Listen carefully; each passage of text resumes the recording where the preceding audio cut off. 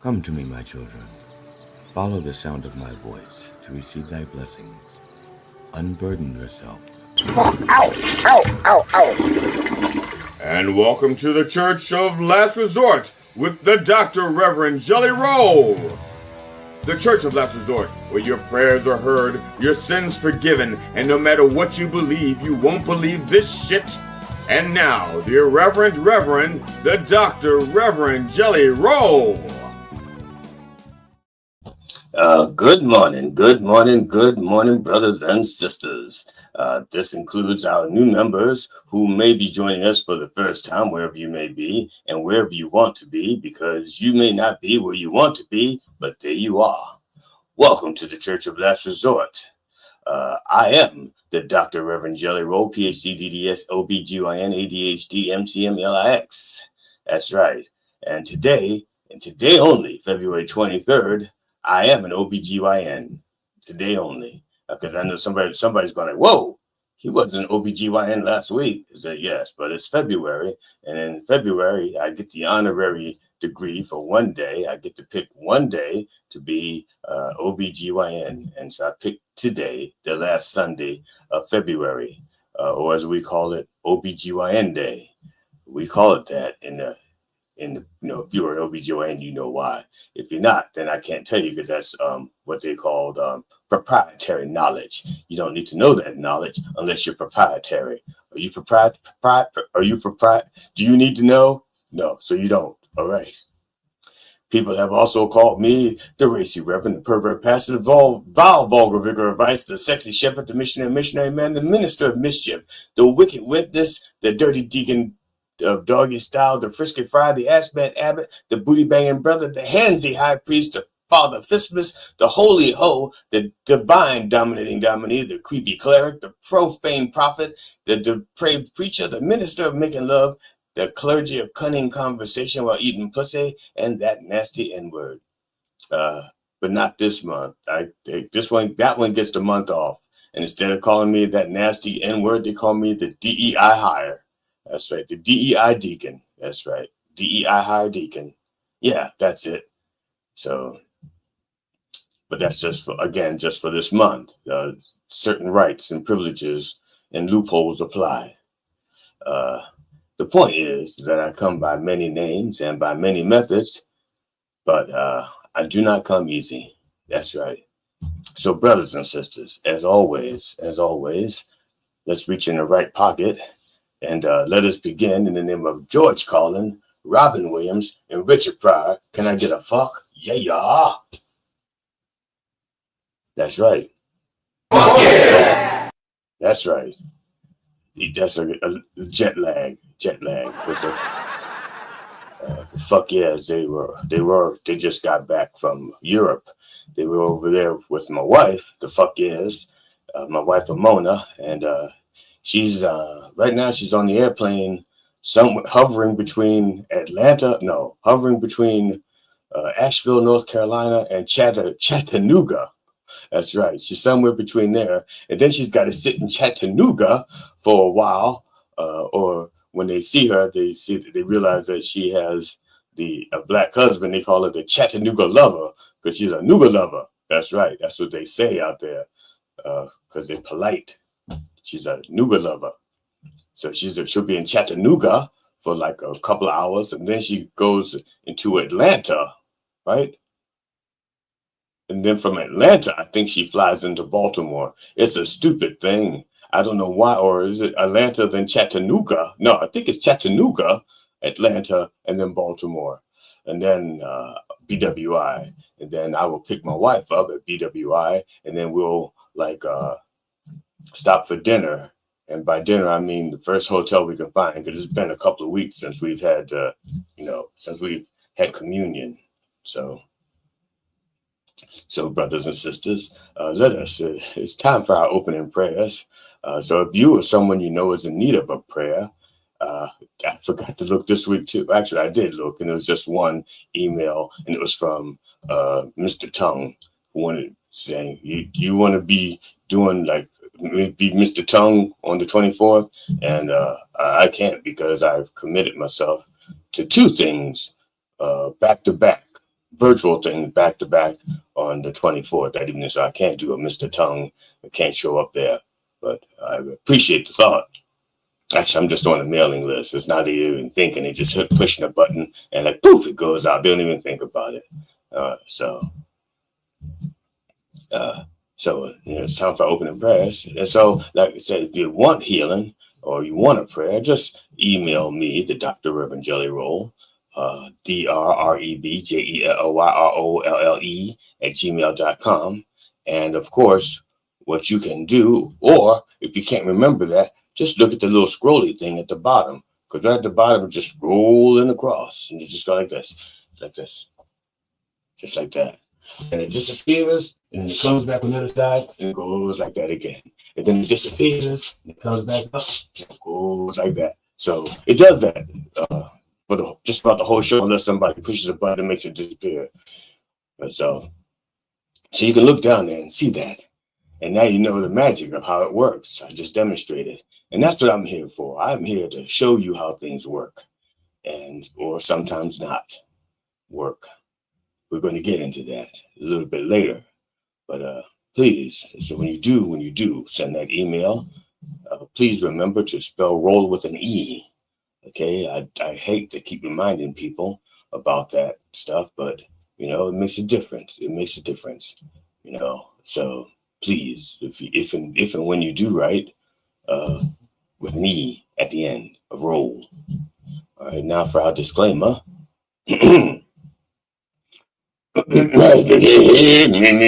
me. Okay. While all prayers are heard, not all prayers are answered when we want them to be. Some loopholes and restrictions may apply. Please bow your heads or head. If you have two heads, bow them both. And if you have one head, bow, then it's singular. Of course, the exception is if you're driving your car or your significant other, then do not bow your head. Okay, then in that case, just gently close your eyes, gently, not too fast, because you don't want the eyelids to crash and collide. That could be damage. You could dent them. You could break the eyelids by doing that. So don't, just gently close them and let Jesus do the driving while we pray. Dear Lord, please bless Brother Rick Buckler. Rick Buckler was the drummer for the Jam, and he died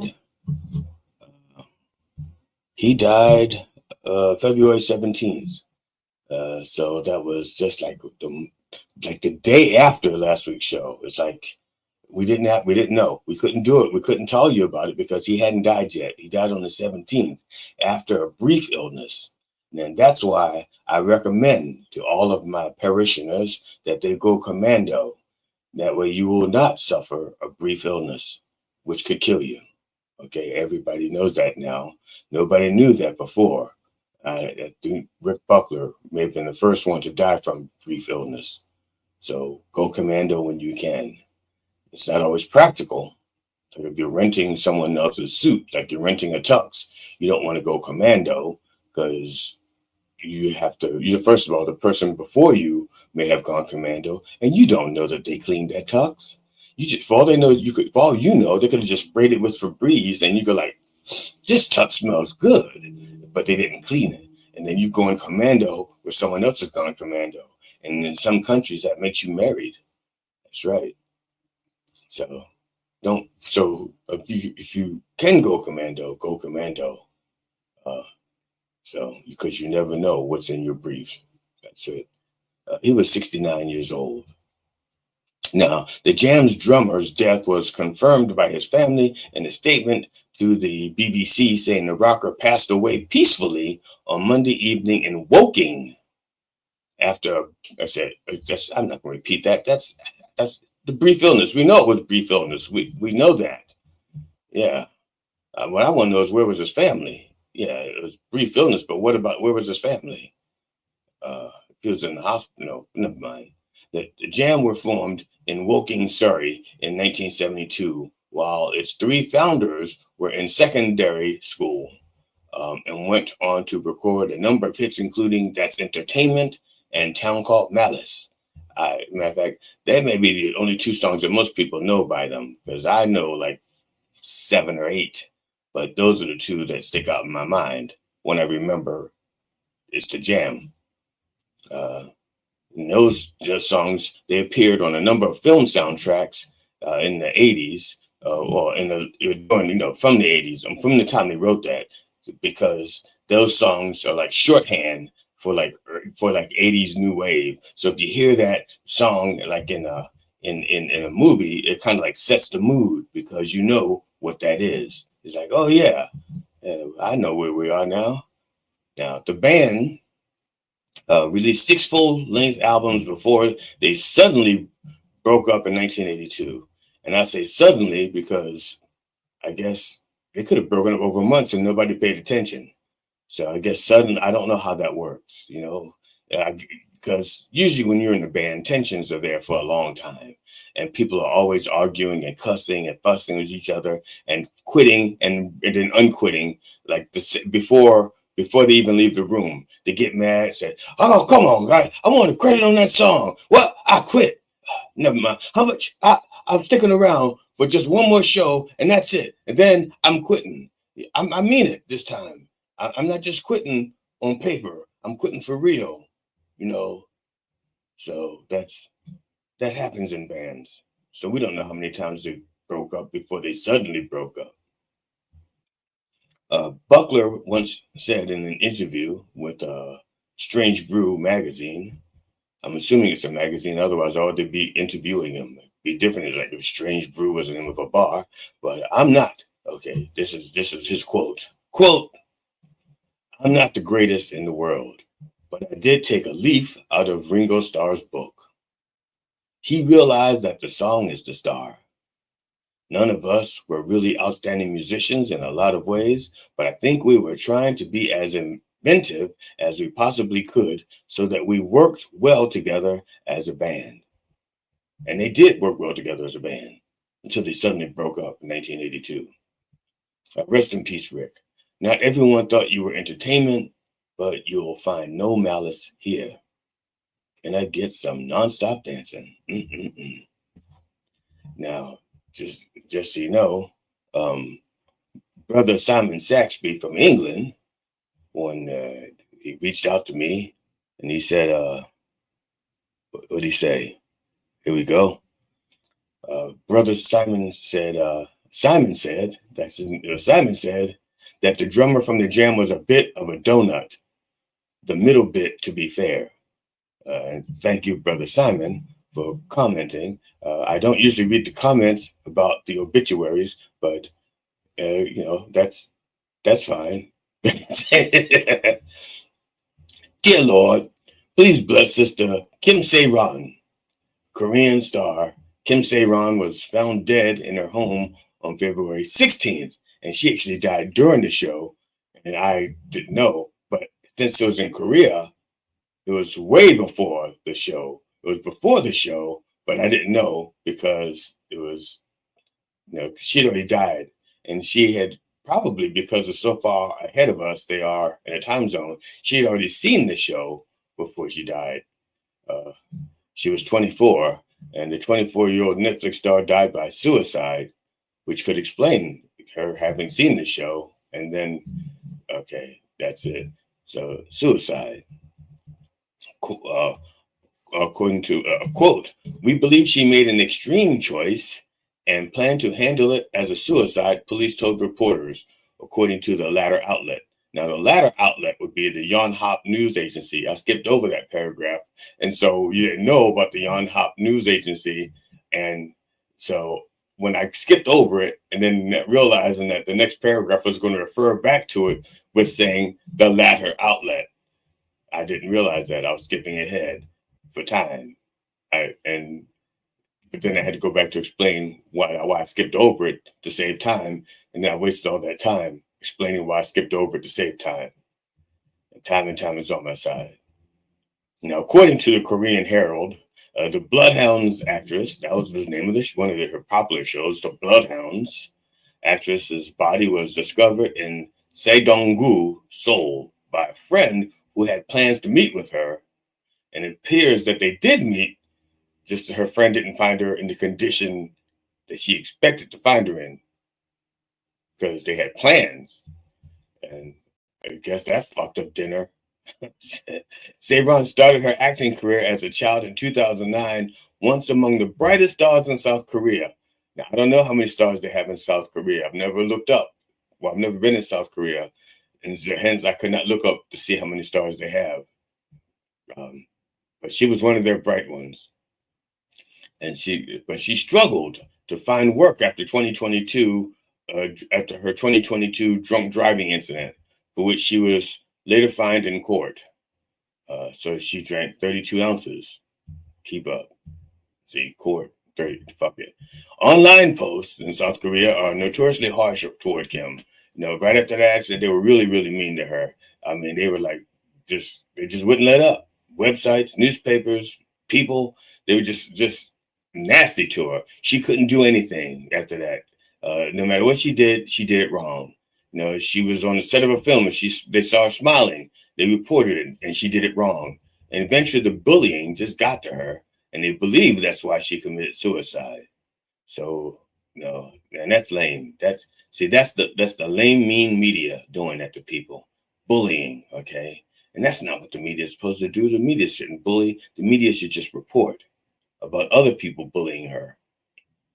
So rest in peace, Sehron. Would it kill the media to be so mean? I mean, would it kill them to not be so mean? Good God, can I get a happy ending? And I'm not saying that because she's Asian, okay? I'm saying that because she died, took her own life. And that's not a happy ending. See, don't put words in my mouth and don't make me explain things that you haven't said. All right. Now,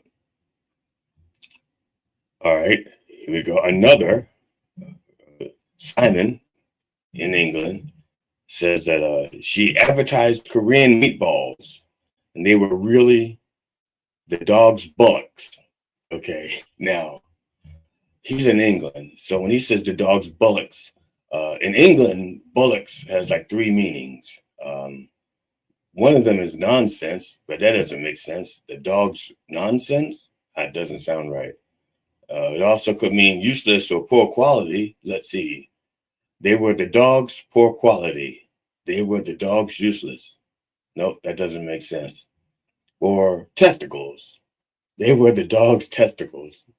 That makes sense. Now, I don't know if I'm just assuming, having plugged in and using the associative property of bullock, that's what they mean, testicles. And they could be mistaken for meatballs. I haven't seen the meatballs in England. So, forgive me, Lord. Dear Lord, please bless brother Kevin Major Howard. That's right. Brother Kevin Major Howard was a Canadian actor, and he died on Valentine's Day. Okay, again, it's not that too far away, but of course, we didn't find out until it wasn't made public until like the 15th. And then I didn't find out until like the 17th. And by that time, the 16th had already passed. He was 69. And his family, Howard's family, said that he died at a Las Vegas hospital surrounded by loved ones on February 14th. Okay, that's a fucking hit to see. First of all, let's break this down. Surrounded by loved ones when you're in the hospital, it hardly ever ends well, because they're like the last ones to see you alive and no one's talking. And the only thing they say is, we all loved him. It's like, see, right there says, surrounded by loved ones. Sure, they love him now because they killed him, maybe by accident.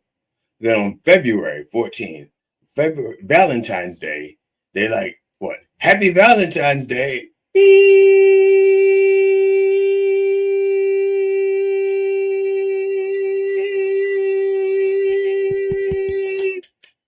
Yeah, too late.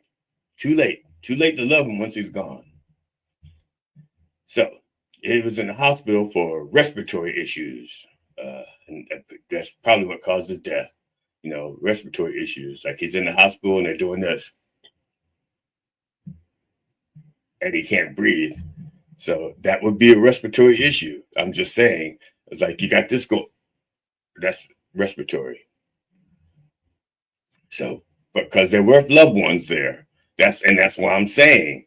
So you put it together. Loved ones in the hospital on Valentine's Day. They forgot to get a gift. And yeah, doesn't look good. Doesn't look good. He was, like I said, he was an actor and he was in a lot of shit. A lot of shit. Okay. Canadians taking American jobs. According to his IMDb page, he was in MacGyver, Magnum PI, Miami Vice. Okay, and that's like on just he was, but he is most famous for his role as Rafterman in the 1987 film Full Metal Jacket. He also appeared in Death Wish 2 and Sudden Impact. In 1983. So rest in peace, Kevin. Death Wish, granted. And can I get one more Dirty Harry movie? The Sudden Impact was like the fourth one. And that's when his wife, actually, I think his wife, Sandra Locke, played in that movie. She played like a rape victim, a rape survivor. And she went out to kill all the people who took part in the rape of her and her sister. Yeah. In case you didn't remember which Sudden Impact, which that was. Because when I saw Sudden Impact, I thought it was a disaster movie. Well, it still may have been a disaster movie, but I thought it was like one of those, like Armageddon, and there's a meteor coming, and boom, Sudden Impact. That's what I thought Sudden Impact was. And I had to like look it up because I said, something doesn't sound right. And so that was a different Sudden Impact. Dear Lord, please forgive me for fucking up this next name. And bless Brother Peter Navy Tuiasosopo. Actor Peter Tuiasosopo died from heart complications. Now, I'm not going to lie. He died February 10th. And the only reason why I'm this late at announcing it is because I didn't want to try to say that name until I heard somebody else say it. And I haven't heard anybody else say it. So I'm just flying by the seat of my pants. He was 61. And I was waiting for someone else to say it so I can say, if someone says to me, hey, it's not Tuiasosopo, it's Tuiasosopo or something. I could say, well, look, that's the way they said it on CNN or MSNBC or, AP. But you guys, I'm stuck with it like that. I can spell it if you want, but it doesn't matter. Okay, Peter appeared in many famous films during his career, including The Fast and the Furious and Street Fighter. But did you know, before his acting career, he had a fantastic non-career in the NFL. He briefly played in the 1980s. He signed as a center for what used to be the St. Louis Cardinals.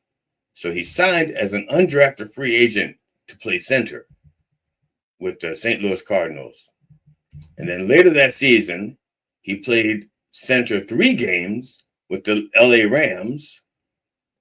And then they let him go. And then he signed on in 88, and they let him go, and he signed on in 89, and they let him go again. So he was drafted and released 3 or 4 times. A lot of releasing. But so he was released a lot. Okay, before the start of the season and with the Rams, twice. The Rams kept screwing him, so it seems like they're the ones who got the release. We'll find out later, see how that turned out. Now, he began his acting career in 1991 in the sports film Necessary Roughness, where he was typecast as a center, even though he apparently couldn't keep a job as a center. At least he got to be a center, for the movies. before appearing in 2 episodes of the short-lived sitcom Down the Shore and Danger Theater, both in 1993. He appeared in Steven Seagal's film On Deadly Ground before landing one of the biggest roles in his life. He played E. Honda opposite Jean-Claude Van Damme and Kylie Minogue in the film adaptation of the video game Street Fighter. That's right. So, another release. That's right. That movie was released same year, and that band's got more releases, I'll tell you. Rest in peace, Peter. You've been released for the last time. Can I get a Sega Genesis? Dear Lord, please Dear Lord, please bless Brother Bruce. See, that's my lips saw that attempted alliteration, accidental alliteration, that wasn't ready for it. See, dear Lord, please bless Brother Bruce. See, that's PLBLBRBR, and then FR. See, Bruce French. Good God. And my lips are about to give up now. He was a character actor, and he was best known for playing Father Lanigan, the blind priest on the NBC daytime drama Passions. Died Friday. This past Friday. Looks like it. Yeah. From Alzheimer's disease. He was 79. Now, his IMDb, he has like over 150 acting credits on his IMDb page. Debuting in movies in the thriller Man on a Swing. And then he segued to television in 76, where he got a role in the miniseries Helter Skelter. Now, I don't know how many of you remember that miniseries, Helter Skelter, about the Manson family. And no, he did not play Manson. His wide array of early guest appearances included the series The Walton Soap, Dallas Family Ties, Fame, The A-Team, Knots Landing, and the original Magnum P.I. And his film resume began to grow with roles in dramas Coming Home, featuring Oscar winners Jane Fonda and Jon Voight, and Blood Brothers with Richard Gere, and both of those were in 1978. Also in television, he did, here we go again, Newhart, L.A. Law, Matlock, Highway to Heaven, Moonlighting, Cheers, Falcon Crest, Picket Fences, Star Trek, Voyager, and West Wing. See, like I said, man was in a lot of shit. He was in a lot of shit. He had a recurring role as Jim Burns in the 2-season FX drama The Riches, opposite Minnie Driver and Eddie Izzard. And he had other appearances in Mr. Mom, Fletch, Murphy's Romance, Legal Eagles, Wildcats, Jurassic Park 3, Mr. D's Thank You for Smoking, Beautiful Boy, and Mission Impossible 3. But it was his 9 seasons as Father Lanigan on Passions that everybody knows him for. Damn, he was like in everything. What wasn't he in? I have no idea. He was in everything. Currently, he can be seen in his coffin. Rest in peace, Bruce. You were always on a roll. In a roll? At a roll? Can I get a bit part? Dear Lord, finally, Lord, please bless the entire behind-the-scenes staff at Mind Dog TV. They are truly doing your work, helping to spread your word throughout the world-sphere. They, being the people behind the scenes, could be anywhere today, but they, the people behind the scenes, are here wishing they were anywhere. Matter of fact, they could just be dreaming about being anywhere. They could be like right now, taking a nap, sleeping right now, dreaming about being someplace else. But they're here, and we appreciate it. And that ought to count for something, Lord. Like maybe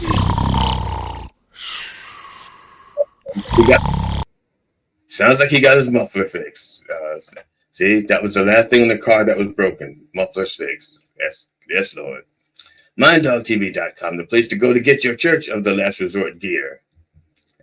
And now, let's see. So it's time for always, we do this for the Lord. That's why we do this. We do this for the Lord. People say, why do you do this? We do it for the Lord. And so let's have a little bump for the Lord. A little bump. Thank you. That sound's going down after I close the flask. That's right. Let me get this out of the way because I'm not touching that again till Mona gets home and washes that. In the name of George Carlin, Robin Williams, and Richard Pryor, can I get a fuck? Yeah. Fuck yeah! Yes, indeed. Yes, indeed. Lord have mercy. Now, before I play this commercial, I want to mention that the health of Pope Francis. He's been in the hospital for over a week with pneumonia. His status has worsened. Work got really bad on Saturday, raising fears that he might not survive his struggle with pneumonia. Literally the other day, just before they made this announcement, the doctors they expressed cautious optimism, which basically sounds like prayer. Okay, prayer is cautious optimism. You don't know. He's like, Lord, can I have some help here? And the Lord will provide. Cautious optimism. That's what it sounds like. See, they were doctors. Doctors are not supposed to be doing cautious optimism. They're supposed to lay down the facts, say, "Ooh, don't look good. Sorry, Popey, don't look good." But Pope Francis had what the Vatican called a prolonged asthmatic respiratory crisis. Okay. Again, now asthmatic respiratory crisis is different from a regular respiratory crisis is like this. Okay, but asthmatic means it's right in here somewhere, wherever the lungs are. They're inside. I can't see them. I'm assuming they're in the chest area. Now, he also received blood transfusion for a low platelet count. But platelets were never very good at math, so they're not going to count very well. But what the hell? We'll see. It didn't help. Okay, nevertheless, the Pope spent the day sitting in his armchair rather than lying down. Well, of course, that makes sense. They make it sound like a courageous thing, like, the Pope fought, he sat up instead of laying down. Because if you have respiratory issues and pneumonia and shit, and you lie down, your lungs are going to fill with fluid. Sit them up. Sit them up. Let them sit up and break up that congestion. Sure. But he didn't have long. He was like thanking everybody for the prayers, and prayers are nice, but Western medicine would be better. But to be honest, I don't think he's going to make it. I don't. I wish him well. I wish him well at 88 years of age, but let's be honest. He's got at least 20 cardinals waiting for his job, okay? They're not praying for him to get better. They're praying for a quick resolution and outcome. They're not saying, dear Lord, make him better. He's 88. He's lived a long life, okay? It's our time. They want to fight it out. Oh, look, basically, all I'm saying is I'd be suspicious. First of all, if you can't trust priests around your kids and they're not even trying to get the kids jobs, you're going to trust the cardinals around the Pope and they all want his job? Nah, he ain't going to make it. But, okay, I take that back. I'm not going to say he's not going to make it. We know he's not going to make it, but I'm not going to say it. What I will say is I got dibs on that Pope mobile, okay? And of course, now, okay, one more comment from Simon in England. Simon says the Pope needs to fight off the choir boys who know about his priest's trail of sweets into the vestry. Now, for those of you who do not know what a vestry is basically a cloakroom. It's where the priests and the cardinals and the bishops and the other people, the popes, hang their clothes. So it's a closet, but because it's a sacristy, it's a sacristy because those garments are supposed to be like sacred or secret. It's either secret or sacred. They call it a vestry. You and I would call it a closet. So, and now, for those of you out there who want to be on Coffee with the Dog, Sister Curly Hair So Bright is going to tell you how to do it. Sister Curly Hair. Comedians, musicians, songwriters, filmmakers, authors, and podcasters. Coffee with the Dog is booking for the winter and spring now. Get free publicity and hone your interview skill in a fun and safe setting. Coffee with the Dog is a live radio, live stream podcast based in New York that airs daily Monday to Friday 9 a.m. to 11 o'clock in syndication on iHeartRadio, as well as video streaming platforms like YouTube, Twitch, Rumble, and many other platforms.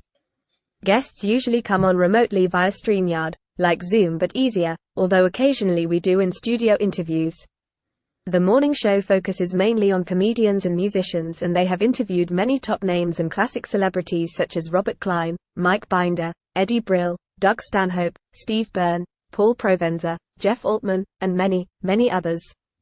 For booking, go to minddogtv.com/booking. Thank you, Sister Curly Hair So Bright. Now, brothers and sisters, today's sermon is called Uncommon Velour. Now, I know many of you think I think he misspelled that.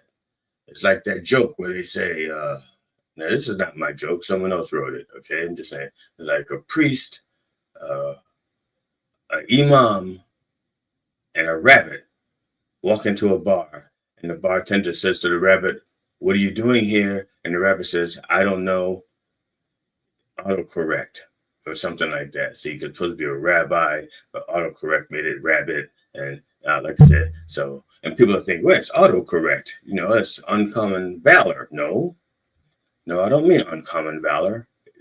That's a movie, and also it's a characteristic. I'm talking about uncommon velour. Okay, valor is courage. Okay, valor is like a deep, deep sense of courage. It's a character thing. Okay, going way beyond ordinary courage. That's valor. But uncommon velour, I want you to understand, okay, velour is, okay, now, and then some of you are saying, well, velour, that's French for velvet. Well, yeah, if you're in France and you say velour, it's velvet. But over here, velvet is velvet, and velour is a cheap knockoff, okay? And don't even get me started on velveteen, which is a cheaper knockoff, okay? Velvet is like a woven fabric with a luxurious, dense pile, okay? And then velour is a knitted fabric with more stretch and a slightly less dense pile, okay? And velveteen is a woven fabric with a shorter, denser pile, usually made from cotton, making it more durable and less luxurious than velvet. Okay, now, the reason why I'm saying this, because I want people to understand there's a difference between velvet, which looks good, feels good, and is more expensive, and velour, okay? Velour is when you want people to look. It looks expensive.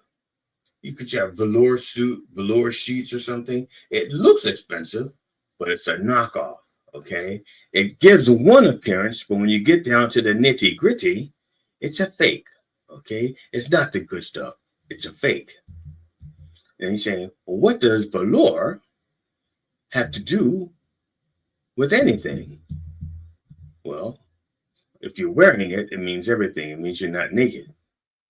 Now, but if you're not wearing it, yes, and you want to know what it's about, here's the deal. The Musk-Trump administration, they continue to wreak havoc upon federal agencies in an attempt to bring down the price of groceries, gas, and rent. Yeah, see, and their claim continues to be they're finding waste, fraud, and abuse everywhere except in Musk's 100 plus government contracts. See, there's nothing to see there. Okay, now, waste and abuse are subjective. One person's waste and abuse is another person's, not waste and not abuse. But fraud is a crime. And if they're finding all of this fraud, where are the prosecutions? They want to prosecute people who just looked at Trump sideways. but they don't want to prosecute the people who could justify what they're doing to the government, the waste, fraud, and abuse. They don't want to prosecute those people. He has to prosecute them, because if he doesn't prosecute them, how is he going to find out who they are so that he can pardon them and then add them to his cabinet? This is what I mean by velour, okay? They're making a lot of noise, and it looks like they're getting shit done. And they go out there and they say, look at us. We're doing shit. Look at us. We're getting shit done. But no, if they were really getting shit done, we'd have something good to show for it, like velvet. But we don't. We got the knockoff, the cheap knockoff. We don't have a real president. We got the cheap knockoff of a president, okay? And I'm talking about Musk when I say that. That cheap knockoff of a president. We got Musk, okay? Velour. And he goes around making all these shiny comments, but he's not. You know, it's shiny, but he's not getting anything done. He's a cheap ass knockoff. And that's why I call this uncommon velour, because they're not getting anything done. The only good thing about Musk and Trump using a chainsaw when a scalpel is needed is that people are going to learn what the government does and how it works, one disastrous chunk at a time. Because they're going, people don't know what the Department of Energy does. And they go, yeah, fuck Department of Energy. All they do is raise the price of gas. That's all they do. Is everything. First of all, they don't raise the price of gas. They have nothing to do with that. Like I said, people don't know. And all of a sudden it's like, we're missing a nuke. What? We're missing some plutonium. What? How did that happen? Well, they laid off 400 people from the Department of Energy, and 200 of them were responsible for keeping the plutonium safe. Ooh, I didn't know that. Where'd the plutonium go? Fuck if I know. Now, initially, Musk, Trump, and the DOGE, I think that stands for Donald Obliterates Government Employees, attacked several agencies under the pretense of correcting DEI. Okay, now DEI is two things. DEI is their replacement for racial slurs and the slurs. They say DEI. When they say DEI hire, they say he's a DEI hire. They say he's a nigger. He's a DEI hire. He's a cripple. She's a DEI hire. She's a woman. See, whenever they say DEI, you can substitute some kind of slur in its place, because they're not saying it like it's meant to be. See, it's supposed to be diversity, inclusion, and inclusivity, but instead it stands for Donald exploits ignorance. Okay, and because most of his followers, as a matter of fact, I'm not going to let this at the feet of his followers. Most people are ignorant as to how government works and why it needs to work. Okay, and when it's not working, or at least not working for them, they get upset. But you got to realize it is working the way you're voting. See, you don't ask questions. Somebody says freedom, and you just assume that they say, I want balanced budget. And you go, I want a balanced budget. We want to get rid of waste, fraud, and abuse. And you go, I want to get rid of waste, fraud, and abuse. And to them, well, to you, waste, fraud, and abuse is get rid of the people who are cheating the government. Get rid of the people who are unproductive. That's what you may mean by waste, fraud, and abuse. But when Trump and Musk say waste, fraud, and abuse, they mean Social Security, and they mean Medicare, and they mean CHIPS, SNAP. Okay, that's what they mean by waste, fraud, and abuse. And Musk also means other electric car companies. See, remember, I don't know if you know this, but Musk started his business with government money. Big ass government grants. Okay, Tesla, a lot of fucking government grants. And Tesla got off the ground, up and running. Well, guess what? Guess what he wants to do? Guess what they've done already? There's no more money for other new electric car companies to start up. He's gotten rid of the competition, gotten rid of those grants. If you've got something else, if you got a better battery than Tesla has, like for solar panels, you're not getting that grant, because he wants to be, his Tesla batteries are like the batteries that they use for solar, to back up solar power, because solar This is what you don't know. Now I'm sounding like Trump, what you don't know. You already know this. Trump, whenever he learns something new, says, you didn't know this. Okay, most of you know this already. Solar works in the daytime, because the panels need sunlight. At night, you're either going to run off the grid or your house is going to run off the batteries, okay? Now, if your house is running off of the batteries, those batteries, 9 out of 10 times, are made by Tesla, okay? And if you want just like a couple of hours, like backup, like in a storm or something, you get a few hours, you get like one battery. But if you want your house to run for like a couple of days on electric, if something happens to the solar, you need several batteries. That's Tesla. Those are Tesla batteries. 9 out of 10 times, those are Tesla batteries.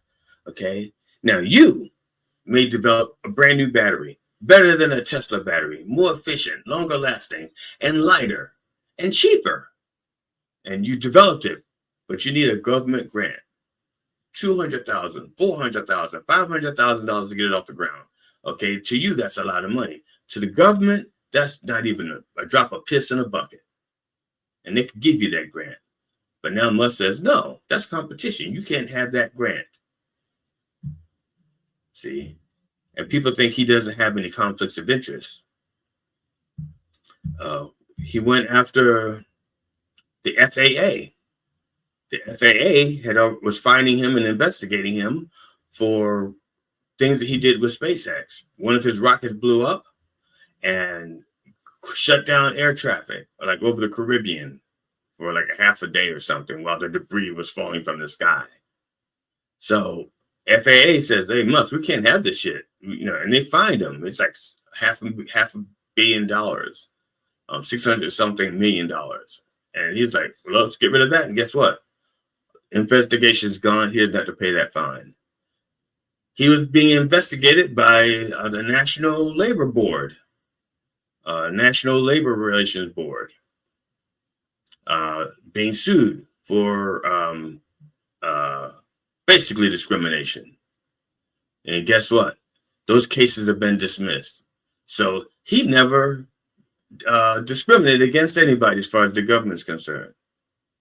Those cases gone. His cars, he was being investigated because of his cars exploding, his self-driving cars killing people. A number of people died in his cars. I don't know if it's 5 or 9. You know something? I'm going to be a Trump. I'm going to do like Musk would do it. There are millions of people who died in his car. Just that's how Musk would do it. Just make up a fucking number and say, if I'm wrong, somebody can correct me. Okay. So millions of fucking people died in driving his cars. Matter of fact, they're all in one car, but they died. And he was being investigated and sued by the government because there were some things they knew. And I'm not talking out of turn. This is all stuff that you can find out just from public record. When they had some of their cars needed parts, but they were faulty parts, they would not tell people that the parts were faulty. They weren't putting out the same notices. Now, sometimes they would send parts out, but it was such a shady way that he was doing it. That was still causing people to die. And the carts, he was just playing the odds. He was playing the odds. They knew the shit was bad, and they weren't sending out the parts, or they're sending them out late. They weren't sending out notices. They're sending them out late, and people were still dying. So those practices were being investigated. And guess what? Some of those people settled out of court. He had to pay money, but the government said, well, we still want our money. Okay. We gave you grants. We want the shit to be safe. Our name is on this. We okayed it. When we gave you a grant, we're saying this is a good idea for our money. That's right. And so, guess what? Those investigations gone. Okay. There were 5 government investigations into Musk. All 5 of them have been dropped. Okay. Now, what do you think would happen to his stock prices if it became public that there were 5 investigations into his company? Well, I shouldn't say it was public, because otherwise I wouldn't know about it. It's not like I have a secret mole in the government who says, Reverend, I'm gonna tell you something nobody else knows. No, it was in a public record. If you read newspapers or if you research, all those things were out there. Okay, all those cases have been dropped. All 5 of them, the 5 that I know about, all 5 have been dropped. So Musk is saving well over $1 billion in fines and penalties, not to even mention paying lawyers. So he wants you to think that he's doing something nice and shiny for the people. He said, look at this velvet suit I'm putting on here. But no, it's Velour. It's a cheap knockoff. That's what the man is. He's a fucking South African knockoff. As a matter of fact, he makes South Africans look bad. And they look bad already. So, I'm sorry, that's just the first paragraph. I haven't even gotten off the first fucking paragraph yet. Damn it. Shit. I don't know if I'm going to get through all this. I have so much of it. Okay. Now, like I said, people are learning what the government does one fucking thing at a time. Okay. One chunk at a time, they're finding out. So people didn't know what the Department of Energy did. Okay. But they lost jobs as part of their federal staff reductions. Okay. So, as I said before, most people did not know. And I do know now, thanks to Project 2025's version of privatized Schoolhouse Rock. Because of that, we're learning what the government does. Because before, all we know about was a bill, lonely old bill, stuff like that. Now we're getting to see how shit is done. Because they cut off or something. It's like a body. You have a body. They cut off a hand because they don't know how the hand works. They cut it off and then they realize they can't open a beer. And they say, oh shit, can we put that hand back on? Well, in some cases, they threw the hand away. All right. There's now I forgot. I can't remember the name of the city. Richland in Washington State. There was a nuclear power accident. Now I'm going off the top of my head, and I couldn't have the dates wrong because I'm getting mixed up with Chernobyl, but I think it was like 1989. They had a meltdown, okay, a disaster at the nuclear waste, not nuclear power, at the nuclear power plant in Washington State. And that nuclear power plant fed the electricity for like 3 cities, I think. When that disaster happened, they had to, and there was a lot of nuclear waste, they had to contain that leak. They had to contain it. So they built like a sarcophagus over that leak, a huge building. As a matter of fact, did you see in Ukraine, a Russian drone hit this concrete thing, and the concrete thing just survived and just hit? That's a sarcophagus. That's there to protect Chernobyl, to protect people from the radiation inside of that, underneath of it. Because remember, Chernobyl, there was a disaster there, and a lot of people got sick and died and have cancer. Some people are still alive today with cancer. I met a woman a few months ago at the cancer ward. She was there. She's had brain cancer for like 20 years or so, and it was from Chernobyl. She lived in Chernobyl when it happened. So there are people still walking around with brain cancer from Chernobyl. And in the U.S., we didn't want that to happen. So there's a sarcophagus over that nuclear power plant there.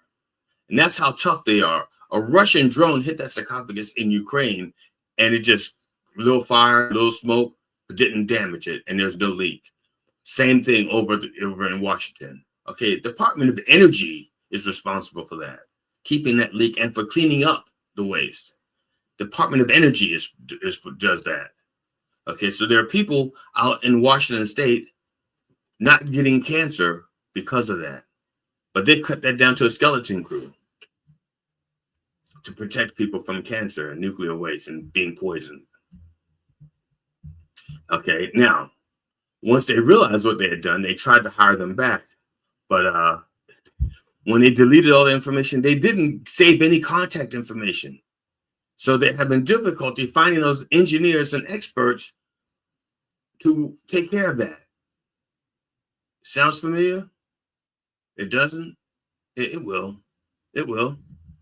The Musk Trump administration is attempting to rehire officials from the USDA because they fired a bunch of people whose job it was to take care of bird flu, to track it and try to help cure it and stop it from spreading.